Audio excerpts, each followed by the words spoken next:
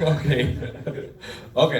Well, ini adalah pertama kalinya ditonton teman-teman media dan Pengepungan di Bukit Duri menjadi film penting dalam filmografi Abang. Film ke-11, betul? 11? Betul. Tepuk tangan teman-teman, film ke-11 Abang. Ini juga membawa tema yang sangat relevan dengan situasi Indonesia saat ini. Berbicara mengenai kekerasan remaja, dunia pendidikan, dan trauma masyarakat Indonesia. Bagaimana dari sekian banyak isu bisa digabungkan dalam satu film, yaitu Pengepungan di Bukit Duri. Dan mungkin pertanyaan selanjutnya adalah, karena diutamakan untuk menjadi bahan diskusi, selama ini setelah ada beberapa private screening, obrolannya seperti apa? Silakan. Terima kasih teman-teman semua yang sudah hadir dan stay untuk Q&A pada sore hari ini. Ini adalah sebuah proyek yang aku sama Tia Hasibuan, partner aku sebagai produser, sudah lama banget ingin membuatnya. Aku udah mengajukan skrip ini ke Tia tahun 2008. Tapi kita semua berharap ketika membaca skripnya, kita berharap kayaknya nanti mudah-mudahan tahun depan udah nggak relevan lagi ya, karena mungkin Indonesia akan menjadi sebuah negara yang damai, terus mau membicarakan hal-hal yang sulit seperti trauma. Tapi setelah kita menunggu setahun, 2 tahun, 3 tahun, 5 tahun, 10 tahun, 17 tahun, ternyata masih tetap kita memiliki kegelisahan yang sama sehingga kita memutuskan untuk membuat film ini menjadi kenyataan. Berangkat dari keresahan-keresahan yang ada di Indonesia, seperti budaya-budaya yang selama ini kita anggap sebagai faktor-faktor membuat kita sebagai bangsa tidak bisa secara maksimal maju, tidak bisa secara maksimal progresif. Beberapa budaya seperti budaya kekerasan, budaya korupsi, dan semuanya ternyata mungkin terkait dengan satu hal, gagalnya sistem pendidikan di Indonesia, sehingga kita menjadikan sekolah sebagai setting sentral dari cerita ini. Dan sejak 2 bulan yang lalu kami sudah membuat beberapa kali screening. Kami mengundang para stakeholder yang secara langsung terkait dengan cerita yang ada di Pengepungan di Bukit Duri, seperti para pengajar. Dan dari diskusi tersebut semua setuju bahwa ini adalah sebuah kegelisahan yang harus disuarakan. Selama ini kita tidak mau membicarakan karena terlalu terdistract dengan hal-hal yang mungkin sebagai bangsa tidak terlalu penting. Kita terlalu kedistract dengan hal-hal yang shiny, yang terlihat menghibur, tapi ternyata menjauhkan kita dari tujuan dan cita-cita kita sebagai bangsa, sehingga kita harus membuat sebuah film tentang gagalnya sistem pendidikan di Indonesia sebagai satu film yang mudah-mudahan bisa menjadi pemantik pembicaraan supaya semua orang aware bahwa ada masalah besar dan kemungkinan terbesar penyebabnya adalah gagalnya sistem pendidikan di Indonesia. Terima kasih Abang. Darren, I would like to just recap what Abang just said right now. It's, I think, a combination of lots of failures, in especially in the education system of Indonesia, and it's at the right time, at the right moment, due to lots of things going on in the country right now. And I think with this bold of a story, it's very brave for Amazon or MGM Studios to be a part of this. So I would like to ask a little bit deeper about that. The Siege at Thorn High marks the first theatrical release collaboration between Amazon MGM Studios and a Southeast Asian production house. First thing first, congratulations, and I hope you're happy with it. Thank you so much, we absolutely are. That's amazing to hear. Well, what does this say about Amazon MGM Studios' commitment to supporting this film? And what kind of significant impact is expected, both its theatrical release in Indonesia? I think first and foremost, going back to one of our core principles at Amazon, we really do believe that we're the home for talent, and being able to work with Joko and Tia has been a dream come true for us in Southeast Asia. And to tell such an important story that's also incredibly entertaining and says something bigger, I think that's exactly kind of the content that we want to be making and what the stories we want to be telling. And I think theatrical just shows everybody how much we believe in this story. That's perfect. Well, it's a great beginning. We can't wait to see more of that. Thank you. Teman-teman media, sekarang saatnya untuk bertanya secara langsung kepada cast dan juga teman-teman di balik layar, termasuk Bang Joko. Dipersilakan teman-teman media untuk bertanya, boleh angkat tangannya dan menyebutkan media dari mana. Silakan.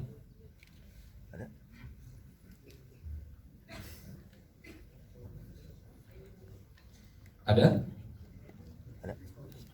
Ada itu di tengah. Silakan.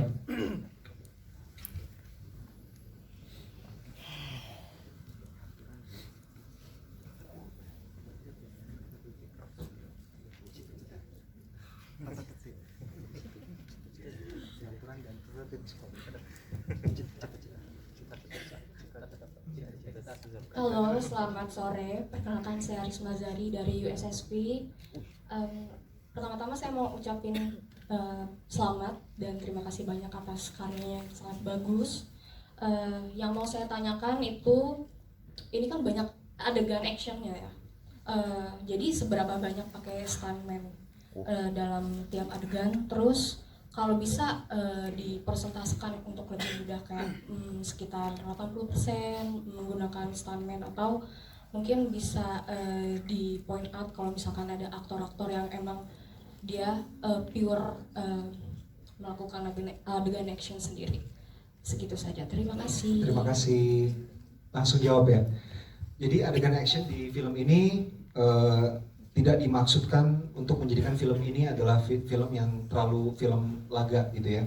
Semua adegan actionnya dikoreografikan sedemikian rupa sehingga organik, seolah-olah mereka memang berkelahi karena mempertahankan hidup. Jadi tidak untuk menampilkan skill bela diri, tidak ada yang menggunakan martial art.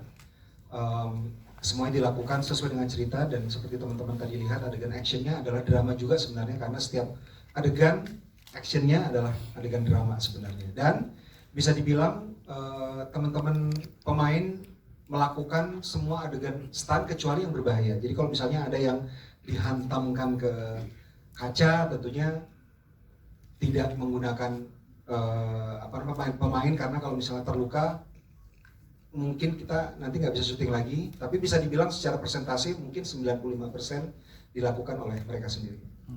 Dan itu termasuk tinggi dong. Silakan, ada yang ingin bertanya lagi?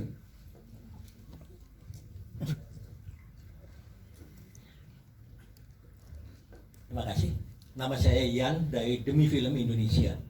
Saya bangga sekali nonton film ini. Ini adalah karya terbaik Joko Anwar. Karya film yang jelas tayang saya untuk MGM, Amazon MGZ. Ini adalah film pertama Indonesia yang diproduksi dengan bantuan atau supporting Amazon MGM, ya, sebuah perusahaan big movie di Amerika, satu dari antara 5 perusahaan terbesar di dunia. Jadi pertanyaan saya, ini mungkin adalah film Indonesia yang budgetnya terbesar. Mungkin Ibu bisa menjawab how much budget from MGM, Amazon. Dan yang kedua, film ini tentu akan tayang di seluruh dunia. Tentu saja harapan saya film ini akan tayang di teater Amerika, di bioskop-bioskop Amerika dan dunia, seluruh dunia. Terima kasih. Terima kasih Pak ya. Would you like me to translate it or? That'd be great. That'd be great. Okay. Okay. As the leading, I guess, studios in the world, MGM Studios, you have collaborated with Joko Anwar, as you as well as mentioned. It's such an honor, and it has become an amazing product. He was asking about the budget of the movie, and the second thing, pertanyaan kedua apa Pak? Maaf. Dunia, worldwide. Okay. Tayang. Is it going to be released worldwide? Please. So in terms of the budget, we definitely made sure that Joko and Tia had what they need to tell this amazing story, right? So that's why we want to always be financially responsible, but also make sure the creative have what they need. And in terms of theatrical worldwide, I think we want to make sure that the Indonesian audiences get first dibs because this is made for them, and then we'll see. Baik, jawabannya adalah budget yang disiapkan disesuaikan dengan kebutuhan. Jadi masih ongoing Pak. Kalau minta masih Yang kedua adalah diutamakan untuk penonton Indonesia dulu. Setelah dinikmati untuk dengan sebegitu banyak orang, akan baru dinikmati nantinya. Pembahasannya akan dimulai. Baik, pertanyaan selanjutnya silakan. Mikrofonnya masih ada. Baik. Saya duduk aja. Saya Bobi dari pojoksinema.com. Pada Abang Joko, pada press conference yang lalu saya bertanya soal intimacy koordinator. Saya sempat tanya ke Runi, ini film pertamanya, tapi saya berpikir kalau intimacy itu berarti adegan intim gitu. Tapi pada bagian apa intimacy koordinator ini diperlukan? Karena memang pada proyek Runi yang kedua, dia kemarin di film Lebaran, dia memang itu film adegan intim. Ah, saya berpikir ini ada adegan intimnya. Gitu. Terima kasih.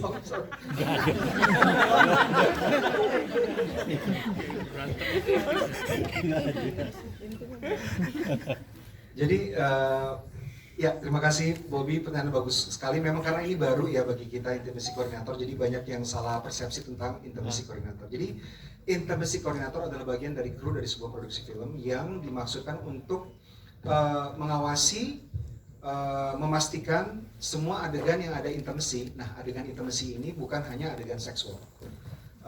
Intimacy. Jadi bisa mungkin adegannya hanya orang berpacaran dan berpegangan tangan, itu udah termasuk intimacy.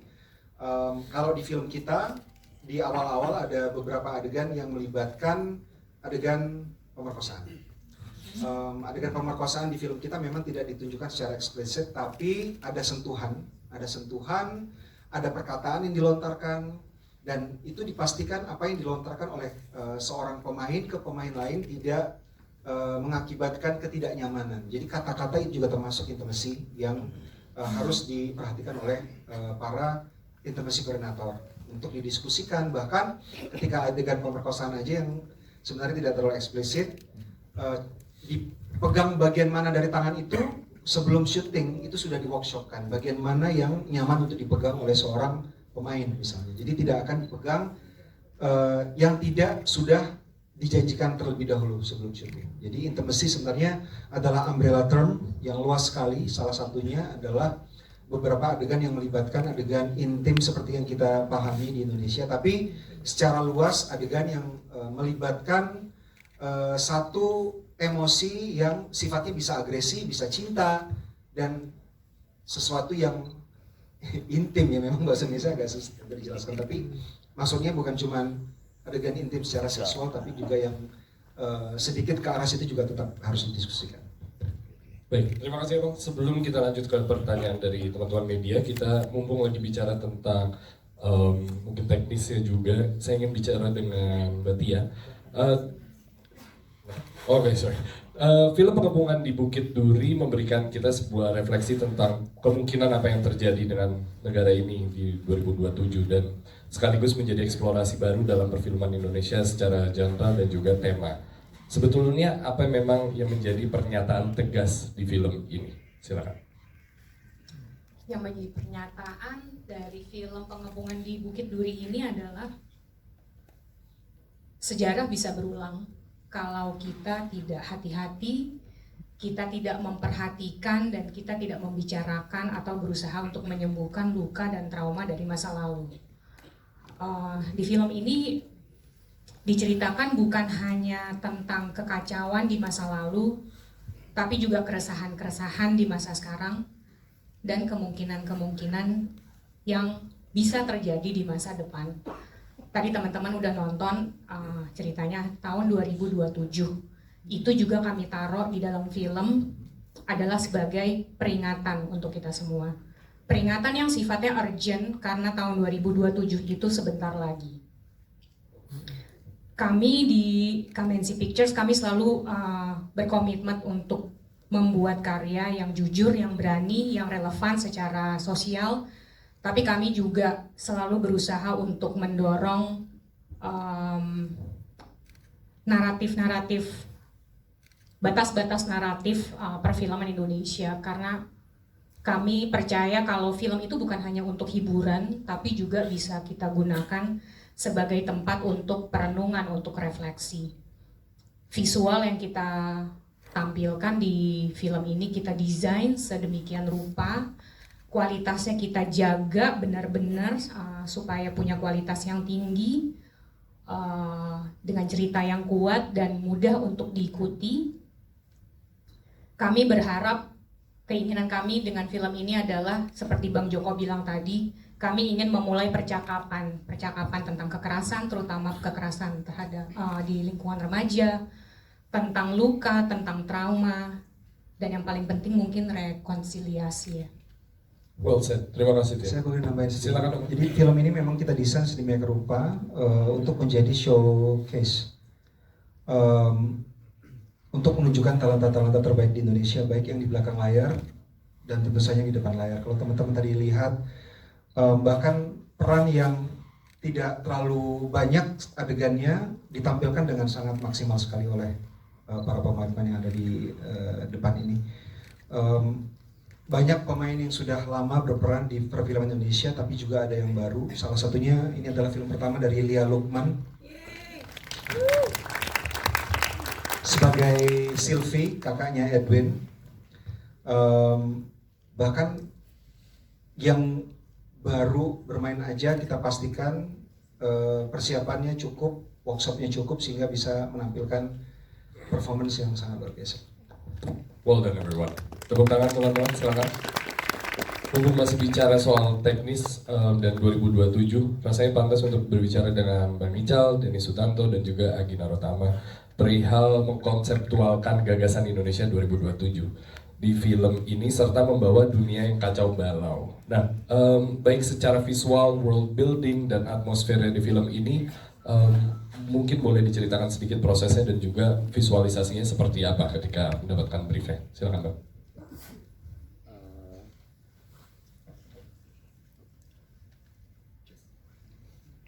Oke, terima kasih teman-teman.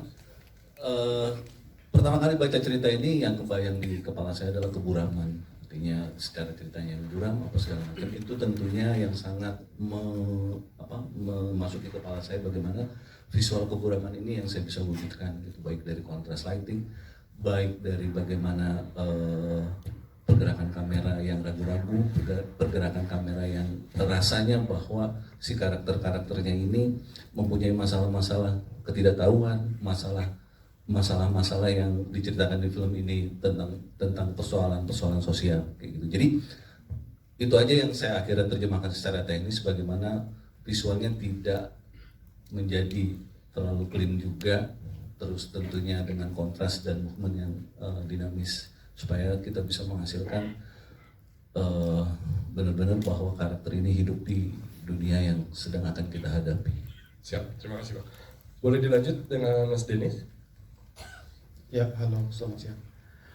Dunia pengepungan di Bukit Duri memang dari awal aku banyak diskusi sama Pak Ical dari production designer dan kamera department, gimana cara kita memvisualkan segala macam kesuraman, segala macam kegalauan yang ada, mulai dari warna, mulai dari lighting dan sebagainya.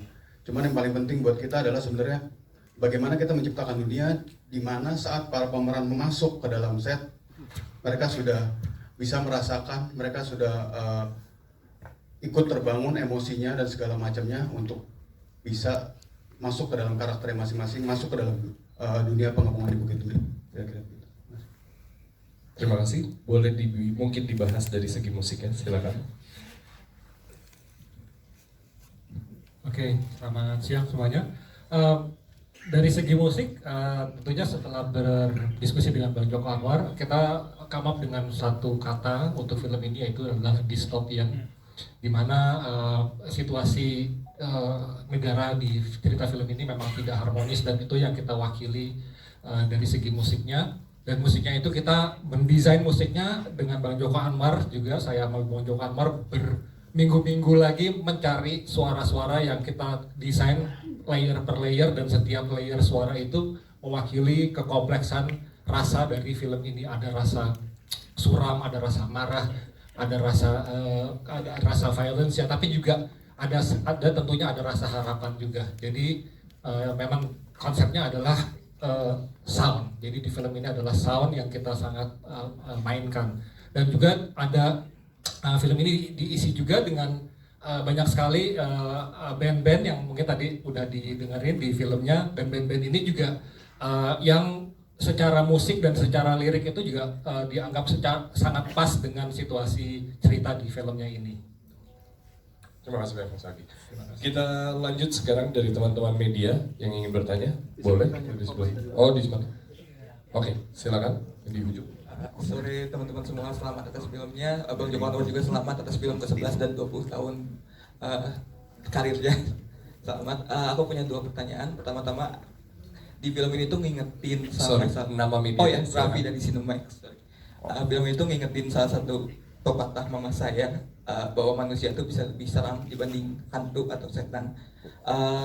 Dan juga banyak sekali fobia-fobia seperti fobia ras dan juga fobia agama yang tadi disebut. Apakah kamu punya izin buat ibadah di rumah kamu sendiri? Dan di press conference pertama Bang Joko sempat bilang bahwa film ini tuh di tahun 2007 udah mulai ditulis. Pastinya selama 14 tahun di 2024 tuh banyak sekali perubahan draft script dan lain sebagainya. Seberapa berbeda draft pertama Bang Joko dan yang sekarang, dan karena isunya mungkin masih sama dan mengkhawatirkan sekali masih sama, dari pengepungan Bukit Duri ini apa aja sih yang bisa kita pelajari dan kita bisa ambil. Lalu satu lagi tadi ada beberapa subtle mungkin Easter egg seperti di radio 98,5 mungkin mengingatkan Mei 1998. Saya rencananya mau nonton lagi kan tanggal 17. Apakah ada Easter egg lain yang harus diperhatikan? Terima kasih. Cari spoiler. Pindah spoiler nih. Soal skrip. Soal skrip dari tahun 2007 itu skripnya selesai. Aku sama Tia ketika kita mau jalan project ini kita diskusikan apa saja yang sudah berubah dari Indonesia, apakah sekarang kita lebih toleran gitu ya, apakah kita sekarang lebih menghargai satu sama lain, apakah kita lebih memikirkan soal hal yang harus jadi prioritas seperti pendidikan. Ternyata nggak begitu banyak yang harus direvisi karena tetap kita nggak jauh berjalan dari tahun 2007 ketika pertama kali skripnya dibuat gitu. Satu.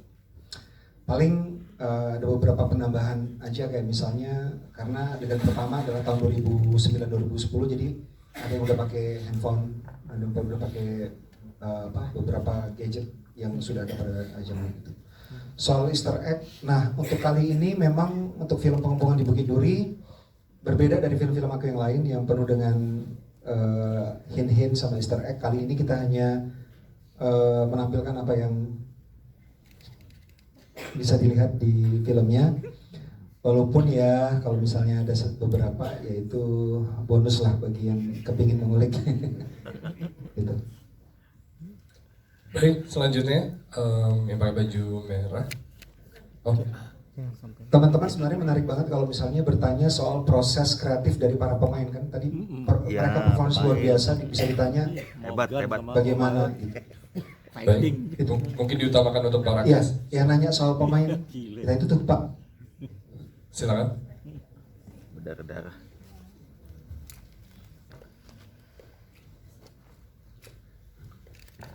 Terima kasih Bagas.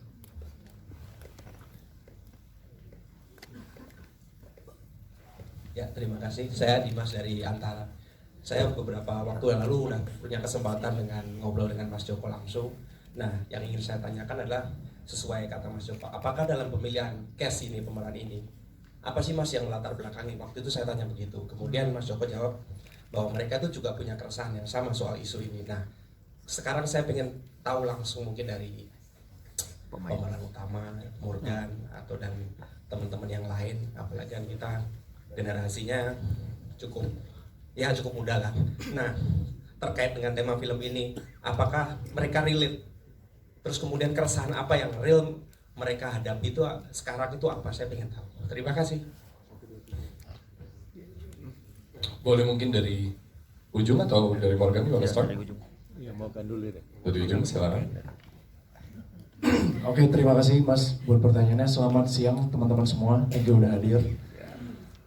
Keresahan-keresahan yang kebetulan kalau misalnya ditanya relate nggak sama karakter Edwin, kebetulan saya relate gitu karena memang ada rasa walaupun saya besar di kota yang termasuk saya lahir dan tumbuh besar di kota Singkawang yang mungkin bisa dibilang merupakan salah satu kota paling toleransi di Indonesia. Tapi karena ada satu dan dua hal kejadian di masa lampau, efeknya tuh benar-benar generasional gitu. Even yang saya besar di kota seperti kota Singkawang aja yang toleransinya tinggi, itu aja masih kena dampak trauma gitu karena itu memang yaitu tadi bersifat generasional. Dan kedua, untuk budaya kekerasan yang menurut saya memang dari dulu, dari zaman saya sekolah, mungkin saya SMA itu 17-18 tahun yang lalu gitu. Jadi dan itu masih relate dan masih relevan sampai sekarang. Even kalau misalnya kita nggak usah nonton berita deh di TV, dari sosmed aja kita tahu kalau misalnya budaya kekerasan di kalangan remaja itu merupakan salah satu hal yang apa ya, kayaknya susah untuk ditembus ya, kayak susah untuk dicari akarnya tuh apa sebenarnya gitu. Jadi itu menurut saya salah satu keresahan saya selain General Silent Trauma yang yang bikin saya relate sama karakter yang saya perankan itu Edwin, itu keresahan saya di budaya kekerasan pada remaja. Kalau teman-teman. Pak Dimas ya tadi, terima kasih pertanyaannya. Sebenarnya banyak ya di Indonesia ini, mungkin salah satu yang kita bisa bicarakan lebih lanjut adalah bahwa kita merasa terperangkap dengan adanya culture atau budaya-budaya yang mungkin dari refleksi kita sendiri itu negatif gitu. Mungkin tadi Morgan udah ngomong soal kekerasan, tapi kita juga ngomong bahwa kita seringkali di sini menerima tanda kutip apa adanya situasi yang mungkin sudah bobrok gitu loh. Dan ketika kita berbuat salah, banyak mungkin tendensinya adalah untuk menyalahkan society atau menyalahkan sistem gitu. Padahal yang perlu kita ingat bahwa kita pun juga bagian dari sistem dan society tersebut gitu. Maka kita dipertanggungjawabkan untuk melakukan sesuatu. Akan tetapi mungkin keresahan satu yang saya rasakan adalah seringkali terjadi ketika kita ingin melawan sesuatu yang sudah rusak, itu dipersulit jalannya. Bahwa sistemnya sudah hancur, maka untuk memperbaiki sistem tersebut akan lebih susah daripada yang lain-lainnya gitu.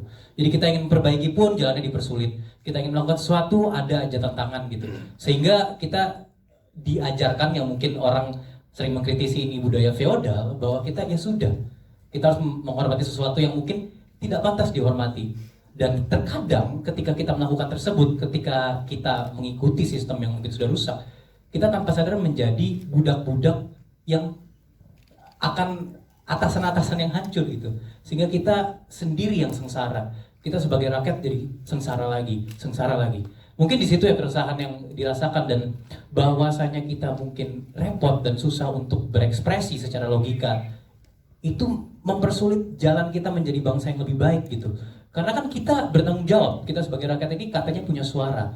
Sedangkan suara kita kadang susah gitu untuk kita ekspresikan. Mungkin hal itu yang menjadi keresahan dari tambahan keresahan melainkan kekerasan. Terima kasih. Terima kasih Mara. Boleh dilanjut. Silakan tepuk tangan teman-teman. Halo, selamat sore semuanya. Terima kasih sudah hadir. Terima kasih juga untuk pertanyaannya. Mungkin saya ingin menambahkan dari sisi guru, karena kebetulan saya juga datang dari keluarga akademisi, dan ketika Abang menawarkan film ini memang sudah menjadi keresahan saya, karena saya sudah familiar dengan dunia guru. Bapak saya dosen, kakak saya dosen, kakek saya dosen, dan saya sudah sangat aware dengan isu-isu yang ada. Sehingga ketika ditawarkan film ini dengan peran sebagai guru, rasanya itu bahagia sekali, karena akhirnya kegelisahan-kegelisahan yang sudah lama saya rasakan itu bisa ditumpahkan melalui karya ini, dan yang harapannya nantinya bisa dijadikan bahan diskusi gitu. Karena seperti yang kita tahu, kadang guru itu menjadi menjadi yang mungkin bisa dikatakan kambing hitam ketika terjadinya kesalahan dalam sistem pendidikan gitu. Padahal sebenarnya mereka itu mungkin sebenarnya salah satu pihak yang sebenarnya ingin sekali memperbaiki, ingin menolong, tetapi terbatas dengan sistem yang ada gitu. Jadi seperti yang kalian lihat juga di film ini, seperti apa yang terjadi di film ini juga sebenarnya terjadi gitu di kehidupan nyata, bukan hanya di Indonesia tapi mungkin sebenarnya secara global gitu. Jadi itu salah satu keresahan yang saya alami dan akhirnya bisa disampaikan melalui film ini. Terima kasih banyak Hana. Silakan tepuk tangan, teman-teman cast akan dijawab nanti mungkin ketika doorstop. Sekarang kita mengutamakan pertanyaan dari media. Silakan nama dan medianya. This is Andrew. I'm from Congress Bazaar, Indonesia. I have two questions. One for Bang Joko and the other one is for Omara. First of all, 1 second, sorry. Diganti aja.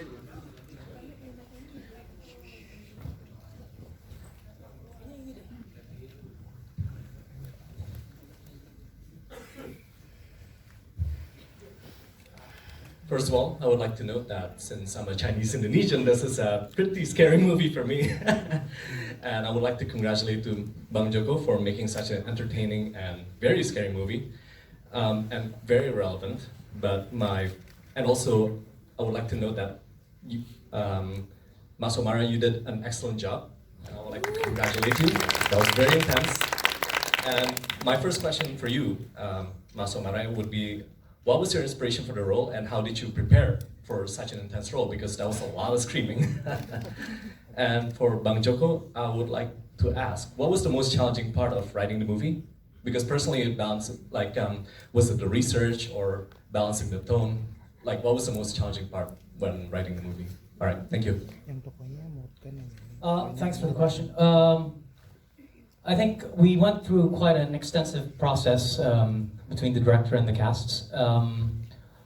One of the highlights that we went through in terms of approaching the character was, I think, rather empirical more than anything. We did a lot of research, we did a lot of discussion on human psychology and what's going on, the political state of the country and also the global state as well. I think my personal approach to this was rather more, I'd say, in terms of a lot of philosophical literature. I drew a lot of concepts on this, often misunderstood, by Friedrich Nietzsche on Übermensch, and historically speaking, we've seen a lot of misconception on this. We talked about World War II, I was referring to that. But the idea that someone wants to be more than the society, someone wants to be superhuman, is often misunderstood. Now, my character wanted to do that because he has always been a victim, so he tried to de-oppress himself, let go of all the oppression that he felt throughout his life, and mistakenly oppress other people. Instead of just, being rather neutral, he tried to force it on other people. So I suppose that intensity that, I'm glad that you felt that sort of intensity as well, is troublesome because on one hand, he doesn't want to do that, but on the other, he has to do that because there's no turning back. So this sort of idea, this idea that Bang Joko actually talked a lot. A fun fact, there's a word called amok in English, to run amok. And historically speaking, it comes from a Malay Indonesian word, right? Which is mengamuk gitu. Jadi amok itu datang dari mengamuk. So this idea that you have to a point of no return and you have to do what you have to do even though you don't want to do it is basically the thing that he's feeling. So that's sort of the baseline of what my character is. Thank you. Perlu dijawab bahasa Indonesia? Cukup ya? Terima kasih semuanya. Next time. Iya. Iya. Oke. Iya. Hal yang paling challenging dari membuat film Pengepungan di Bukit Duri adalah membuat semuanya terasa realistis. Tadi sudah dibicarakan oleh Pak Ical Tanjung dan Kokoh Dennis. Kita membuat world building sedemikian rupa sehingga pemain merasa berada di dalam ruang, bukan ruang syuting tapi real life, sehingga semua set yang kita bikin itu 360 derajat. Jadi nggak ada tuh kita taruh lampu di sini dan pemain hanya bisa bergerak dari kiri ke kanan beberapa meter. Nggak, mereka bisa mengeksplorasi sesuai dengan yang mereka mau. Terutama di beberapa adegan, seperti di adegan ketika sudah sangat intens banget di gym, itu bahkan kamera hanya mengikuti impuls dari pemain. Jadi pemain tidak di brief harus bergerak kemana, terserah. Kami akan mengikuti. You just go, we'll follow. Gitu. Makanya terlihat sangat organik sekali. Dan persiapan dari para pemain ini, kalau misal teman-teman nanti mau bertanya lebih lanjut lagi, mereka they went to such an extensive workshop karena mereka diberikan karakter sheet, biografi dari mereka dari mulai mereka lahir sampai mereka masuk ke dalam film. Setiap dari mereka mendapatkan sebuah karakter sheet yang lengkap dari mulai mereka lahir di keluarga seperti apa, lingkungannya seperti apa, sekolahnya apa namanya, dan berapa tahun mereka bersekolah, dan milestone dalam hidup mereka yang menjadikan mereka memiliki karakter seperti yang ada di dalam film. Jadi, walaupun tidak diceritakan dalam film, misalnya karakter dari Jeffrey, itu di karakter sheet lengkap. Sehingga ketika mereka semua masuk ke dalam set, mereka tidak seorang aktor yang mencoba untuk menjadi satu karakter. Mereka adalah karakter itu sendiri. Dan mereka hidup di dunia yang sudah diciptakan oleh para orang-orang di belakang layar. Cara mereka berdiri, cara mereka menggerakkan tangan, cara mereka menatap seseorang itu sudah sesuai dengan karakter yang dibangun ketika workshop. Sehingga seringkali ketika syuting, udah gak perlu dikasih brief lagi karena mereka sudah menjadi karakter. Makanya ketika kita syuting, kita bisa 1 hari syuting, lamanya cuma 3 jam pulang. Karena one take oke. Stand by and action. And cut, next. Semuanya, hah? Bener nih bang? Next. Roll jam 7, jam 11 sudah pulang, jam 12 sudah pulang. Yang pusing adalah catering kita karena dia udah bawa makanan dan gak ada yang makan. Gitu. Baik, terima kasih abang. Kita masih ada waktu untuk 2 pertanyaan, silakan. Terima kasih kepada Kametsi dan juga publicist. Selamat sore. Terima kasih kepada kreator film dan juga pemeran yang sudah menceritakan komunitas saya setengah Tionghoa dan hidup sebagai perempuan setengah Tionghoa di Indonesia itu berat. Oh ya, saya lupa kenalan. Nama saya Claudia. Saya dari sebuah organisasi bernama Amnesty International Indonesia. Dia fokus di bidang hak asasi manusia dan kami tugasnya mengkomunikasikan isu-isu HAM kepada lebih banyak orang. Mungkin sama seperti goalnya Bang Joko, Mbak Tia, dan teman-teman pemeran semua untuk lebih banyak orang mendengar cerita tentang ini cerminan dari sejarah kita, walaupun memang tidak disebutkan secara gamblang gitu. Saya punya 2 pertanyaan selain rasa terima kasih saya yang besar karena cerita komunitas kami sudah diceritakan dengan sangat baik. Saya punya 2 pertanyaan. Yang pertama, menurut Bang Joko, Mbak Tia, dan mungkin kepada cast juga, mau silakan banget, saya sangat menanti juga untuk mendengar kenapa menurut kalian film ini sangat relevan dengan situasi sosial politik saat ini, dan yang kedua, apakah harapan dari kreator maupun pemeran ketika orang Indonesia, misalnya jutaan orang Indonesia menonton film ini, apa yang kalian harapkan untuk mereka pikirkan, mereka resapi, bahkan misalnya pejabat publik gitu ketika pulang keluar dari studio menonton Pengepungan di Bukit Duri. Terima kasih. Yang kita tampilkan walaupun sifatnya adalah distopia, terjadi kemungkinan 2 tahun lagi, kemungkinan fantasi, kemungkinan sesuatu yang memang kita sedang tuju sekarang kalau kita tidak berubah. Seperti yang diucapkan oleh Tia tadi, kita berusaha untuk memantik percakapan hal-hal di Indonesia sebagai bangsa. Kita seringkali menghindari hal-hal yang sulit untuk dibicarakan. Trauma bukan cuma 98, banyak lagi hal-hal yang kita rasa berat ini, nggak usah dibicarakan, kita lupakan saja. Tapi yang seperti yang kita tahu, luka itu tidak akan bisa hilang hanya dengan dilupakan.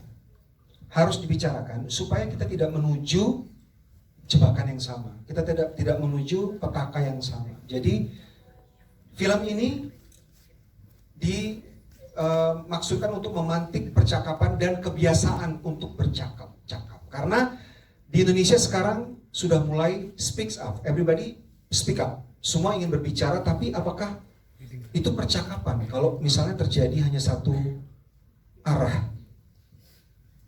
Makanya kita membuat film ini, kita tampilkan kekerasan sekarang seperti apa. Kelihatannya kok kejam banget ya, violent banget, but it's happening di Indonesia. Kok kayaknya sekolah terlalu berantakan banget ya, it's happening di Indonesia. Ini belum seberapa dibandingkan dengan sekolah-sekolah di pedalaman sana yang nggak pedalaman ya, kota besar juga masih ada sekolah yang tidak memadai secara infrastruktur. Anak-anak siswa harus belajar di lantai karena kursi dan mejanya sudah tidak lagi utuh. Atapnya tidak lagi bisa melindungi mereka dari hujan dan panas. Ini semua terjadi. Dan yang paling penting adalah Indonesia adalah sebuah negara yang sangat heterogen. Kita terdiri dari ratusan ethnic groups. Banyak sekali kepercayaan. Kalau misalnya kita tidak membiasakan diri untuk menjadi seseorang yang menerima perbedaan, we are doomed. Kita menuju sebuah tempat yang tidak akan bisa dibayangkan betapa malapetakannya. Terima kasih abang. Teman-teman cast ada yang ingin menambah mungkin? Tidak? Oke, thank you. Pertanyaan terakhir silakan. Selamat sore. Saya Jack dari Media Indonesia. Sebelumnya juga sempat nonton waktu private screening. Mau bertanya nih ke Bang Joko gitu. Di film ini kan sebenarnya mungkin tujuannya adalah ingin membuka percakapan dan juga mungkin kalau Katia tadi mention bahwa ingin dijadikan sebagai titik untuk rekonsiliasi gitu. Dan juga tidak melupakan dari luka-luka yang lalu seperti itu. Tapi mungkin saya ingin bertanya bagaimana kemudian secara kemasannya, kekerasannya begitu eksplisit Bang. Apakah mungkin ini karena pilihan genre-nya juga atau seperti apa, dan juga ketika misal ini nanti ditonton oleh publik luas, bagaimana juga supaya penonton juga tidak tergelincir dengan apa yang sebenarnya diharapkan oleh kreator, oleh Bang Joko, oleh Katia, dan oleh teman-teman di film Pengepungan Bukit Duri. Seperti apa Bang? Ya, pertanyaan bagus banget. Tadi seperti yang sudah kita utarakan di sini, yang ingin kita tampilkan adalah kenyataan. Kadang-kadang kita sebagai bangsa in denial ya, tapi ini adalah sesuatu yang menjadi sudah menjadi ciri khas kita bangsa Indonesia. Kita kadang sering, bukan kadang, menganggap diri kita religius. Kita religius banget nih, tapi ternyata korupsi banyak, kuadriliun, nol sampai menggelincir kemana, karena nggak bisa dihitung gitu. Kita menganggap diri kita bangsa yang ramah, tapi kita sangat tidak ramah ke sesama misalnya. Jadi kita sering membuat image kita sendiri dalam rangka untuk membuat denial gitu. Sehingga film ini kita tampilkan sedemikian rupa, sangat terukur, tapi kita tampilkan sedemikian rupa supaya menampilkan kenyataan yang ada di dalam masyarakat. Kenapa kita membuat film ini genre-nya thriller action? Karena kalau misalnya kita membuat film ini dalam format yang perinci, menggurui, itu mungkin tidak akan sampai ke banyak orang. Jadi kita membuat sebuah film yang quote-unquote, maaf kalau saya bilang filmnya tidak menghibur tapi gampang untuk diikuti, supaya banyak orang yang ingin nonton, banyak orang yang menyebarkan bagaimana mereka berkesan menonton film ini, sehingga apa yang coba kita sampaikan memantik percakapan tadi bisa sampai ke banyak orang. Terima kasih. Terima kasih Bang. Terakhir untuk teman-teman cast dimulai dari Emil, mungkin satu kata untuk film ini. Silakan, satu kata untuk film ini. Satu kalimat lah. Oh, satu kalimat. Satu kalimat, silakan. Ada titik dong. Satu kalimat doang. SPOK, jadi menurut saya penting banget. Itu satu kalimat. Ibu pergi ke pasar. I think one of the most concerning thing about our country right now is maybe we do not have the proper education to nurture empathy, through which we can see that the differences in us is actually a strength, unity in the diversity. Kenapa film ini penting? Karena menurut aku film ini bisa menjadi starting point for us to have that discussion. Yes. Well said. Thank you so much.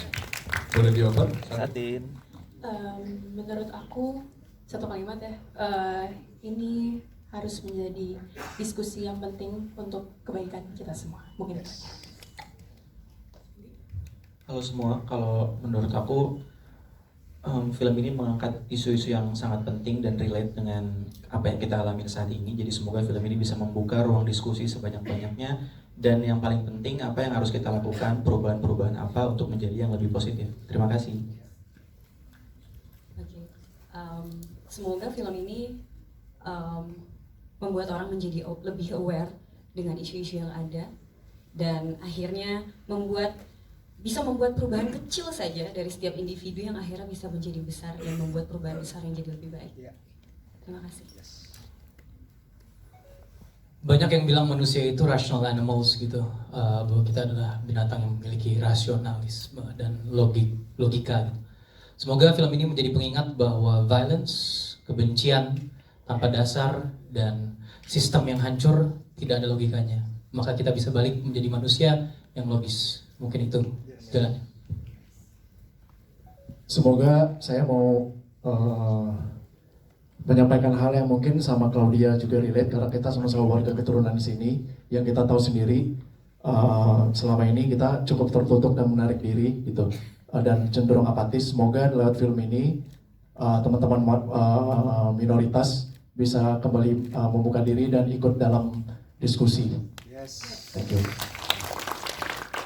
Semoga semakin banyak orang terlibat dan mulai sadar sama kehidupan, bukan cuma sama dirinya sendiri tapi sama lingkungan juga. Ketika buat salah, jangan nyalain orang lain. Ketika disana, lu salah nih begini, ya ini juga salah begini, ya gue jadi salah juga. Semoga juga akhirnya ada kesadaran bahwa yang bisa ngebenahin itu diri sendiri gitu, nggak bisa nunggu-nunggu orang lain lagi. Terima kasih. Kalau buat aku, film ini seperti kaca ya.